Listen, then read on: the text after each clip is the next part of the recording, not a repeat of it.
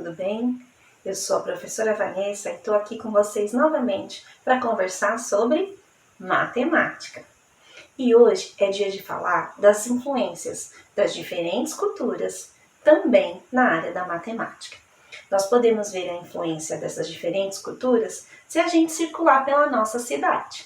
Se a gente der uma volta no centro, com certeza nós vamos encontrar restaurantes de diferentes nacionalidades. Tem os japoneses, os italianos e tem até mexicano.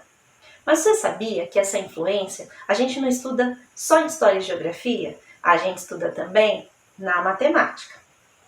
Se eu te perguntasse hoje, como você imagina que foi um dos primeiros instrumentos de calcular do mundo, eu tenho quase certeza que você imaginaria um computador gigantesco, uma máquina super tecnológica, ou não?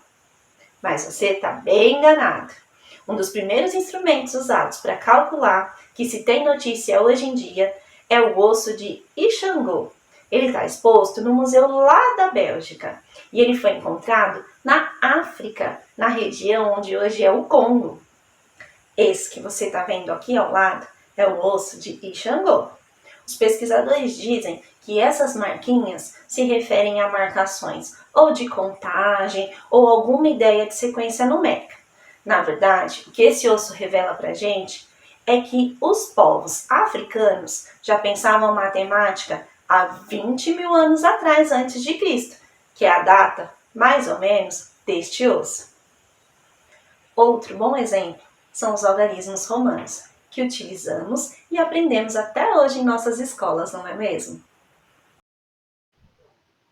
Assim, como o próprio nome já ressalta, a numeração romana foi criada em Roma. Eles utilizavam letras para simbolizar as quantidades. A letra I representava 1, a letra V representa o 5, o X representava o 10, a letra L representa o 50, a letra C o 100, a letra D o 500 e a letra M o 1000. Os outros números eram compostos pela junção dessas letras. Por exemplo, para fazer o 2, utilizávamos 2 vezes a letra I. Para fazer o 3, usamos 3 vezes a letra I. E assim outras composições foram sendo realizadas. Ainda hoje, a gente observa e utiliza a numeração decimal. Nos relógios, nas placas que dão nome às ruas, às praças, também vemos em livro dividindo os capítulos e outros lugares. E eu não podia terminar esta aula sem falar do nosso sistema de numeração, aquele que nós usamos até hoje. Vamos conhecer um pouquinho mais sobre ele. O sistema de numeração que utilizamos até hoje é o indo-arábico. Ele recebe este nome porque foi criado pelos hindus, mas ele foi difundido pela Europa foi pelos comerciantes árabes, alcançando assim tantos outros lugares do mundo, inclusive o nosso país, não é mesmo? Na tela temos também uma imagem de como os numerais foram evoluindo desde o surgimento até os numerais que usamos hoje na atualidade. Bom, a verdade é que os números ajudam a contar uma história também. A história de povos que influenciaram uns aos outros. Mas você sabia que eles também têm a sua própria história? Hoje, com a professora Renata, nós vamos conhecer a história dos números. Obrigada por hoje, fiquem com ela, um beijinho.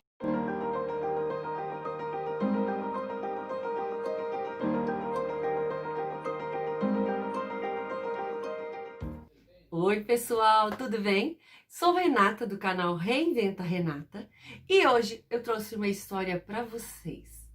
Vocês conseguem imaginar quando que surgiram os números? Gente, os números não estão aí desde o início. Os homens inventaram. E como que surgiu?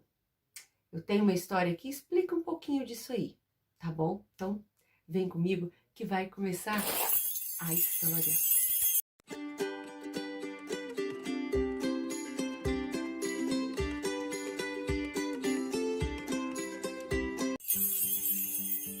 A história começa assim. Há muito tempo atrás, dizem que os pastores sentiram muita falta de contarem ou cuidarem melhor de suas ovelhas. Pastores.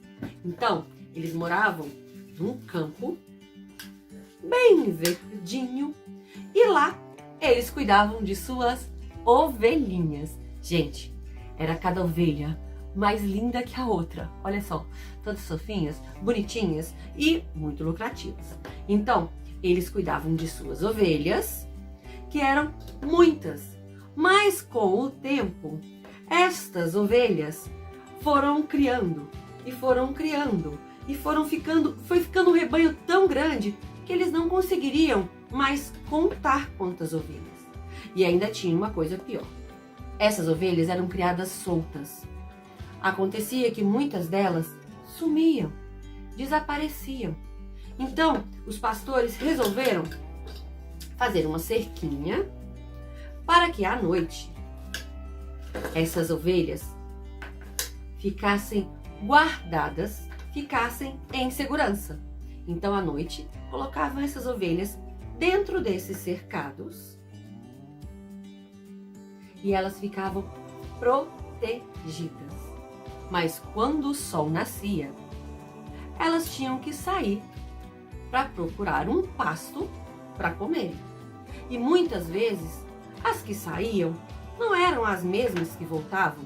Às vezes faltava uma, duas ou mais. Então, os pastores tiveram uma ideia. Começaram a usar, não existia número ainda, né, gente? Lembrando. Eles pegaram um saquinho de pano cheio de pedras. Pedras, coisa simples. Então, esse saquinho de pano cheio de pedras, eles usariam para controlar quantas ovelhas eles tinham. Todas as vezes que elas saíam, iam comer, procurar uma grama bem verdinha, chegavam com a barriguinha cheia, eles tinham que colocá-las no cercado. O sol ia embora, já era noite, então cada ovelha que o pastor colocava no cercado, ele guardava uma pedra. Colocava outra ovelha, guardava outra pedra. Outra ovelha, outra pedra. E assim, até guardar todas as ovelhas. Foi guardando as mamães mais gordinhas, que guardavam outra pedra. Os filhotinhos bem pequenininhos, olha que gracinha. Mais uma pedra. Guardaria outra pedra. E assim, até guardar todas as ovelhas. E não sobrar nenhuma pedra. A partir daí, ele fechava a sacolinha de pano e ali ele sabia quantas ovelhas estavam, quantas pedras estavam aqui. De manhã, ele fazia a mesma coisa. Tirava as ovelhas quando o sol nascia. Olha que sistema inteligente. Quando o sol nascia, ele tirava uma ovelha, ela ia pastar. Tirava uma pedra. Tirava outra ovelha, gordinha, ela ia pastar. Tirava outra pedra, até tirar todas as ovelhas e todas as pedras. Cada ovelha que ele tirava uma pedra. Preste atenção, hein? Olha só, mais uma pedra.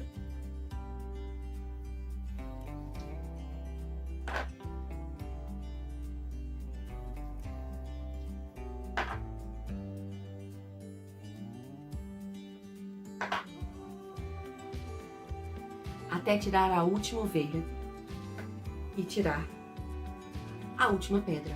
Aí ele já não tinha mais nenhuma pedra no saquinho. Então essas pedras eram guardadas e as ovelhas saíam. Acontece que às vezes uma ovelha desgarrava do rebanho e ia para outro caminho. E quando as ovelhas voltavam, e ele ia novamente colocá-las para dentro, guardar uma pedrinha, colocá-la para dentro, guardar uma pedrinha, colocá-la para dentro, guardar uma pedrinha.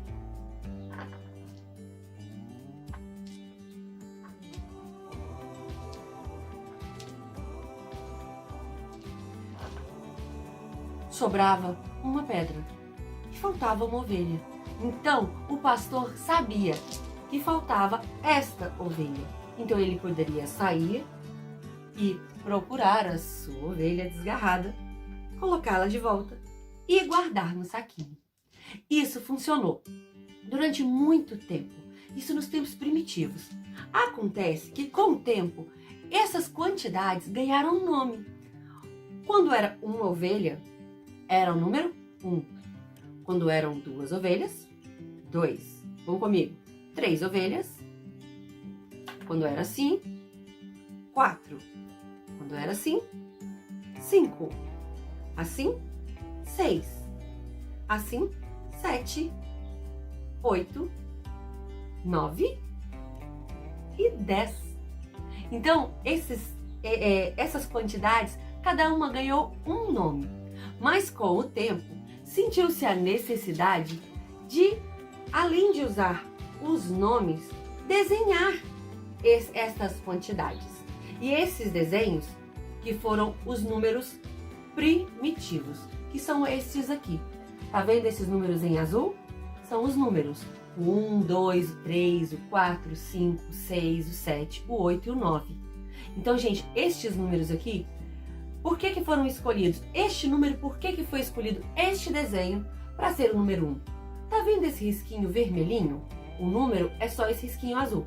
Esse risquinho vermelho está mostrando para vocês um ângulo.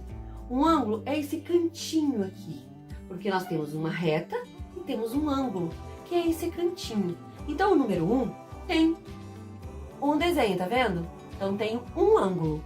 Este é o número 1. Mas olha o 2. Isso não é um Z, hein, gente? É o número 2 primitivo. O número 2, nós temos 2 ângulos, 2 cantinhos. O número 3, nós temos 2, 3 cantinhos, 3 ângulos. Número 4 é mais interessante. Temos 2, 3 e 4 embaixo. 4 ângulos. O 5, vamos comigo? Conta comigo? 2, 3, 4, 5 ângulos. Olha o 6. 2, 3, 4, 5, 6 ângulos. E o número 7? Será que deu certo? Vamos lá? Olha aqui, 4 ângulos. 2, 3, 4, 5, 6, 7 ângulos. O número 8, nós temos 2, 3, 4, 5, 6, 7, 8 ângulos. E o número 9, 2, 3, 4, 5, 6, 7, 8, 9 ângulos. E o número 0, que é este aqui, não mudou nada. Ele é um círculo, então ele não tem ângulos, não tem cantinho, né? O círculo tem cantinho? Então ele é desse jeito também. Com o tempo, os números ficaram mais redondinhos, mais bonitinhos, deixaram de ser números primitivos e ficaram com este formato aqui, que é os números que vocês desenham. Então, o número 0, que continua a mesma coisa, sem nenhum ângulo. O número 1, 2, 3, 4, 5, 6, 7, 8 e 9, como nós conhecemos, não é? E a partir daí, foram usados outros junção de números para formar outras quantidades maiores, o 10, o 20, o 100, o 1000, o 1 milhão. Então, consequentemente, foram aumentando essas porções e hoje nós temos esse sistema numérico que nós usamos, que é o nosso sistema numérico.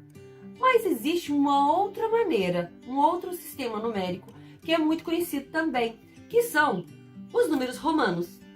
Esses aqui.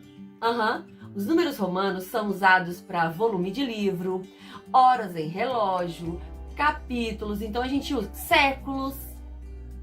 Então, são usados também para isso. E a gente tem que conhecer os números romanos também, que são dessa maneira. Número 1, número 2, o número 3, o número 4, 5, 6, 7, 8, 9, o 10. Para fazer o 20, gostado da história? Aprenderam a origem dos números? Então, essa história é uma história ilustrativa, para vocês terem uma ideia mais ou menos como surgiu. Ninguém tem algum documento que explique exatamente quando surgiu os números, mas é uma história legal, não é?